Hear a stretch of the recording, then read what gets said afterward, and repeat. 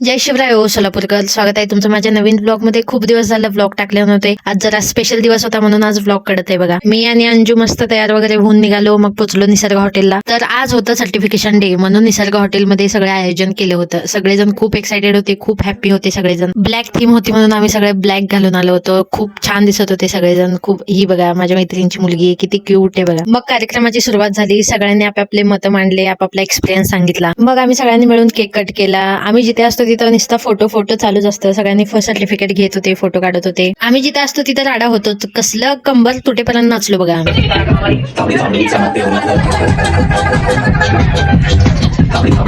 आमच्या मॅडम पण खूप फ्री आहेत. ते आमच्या मॅडम आहेत असं वाटतच नाही. ते पण आमच्यासोबत नाचत होते बघा.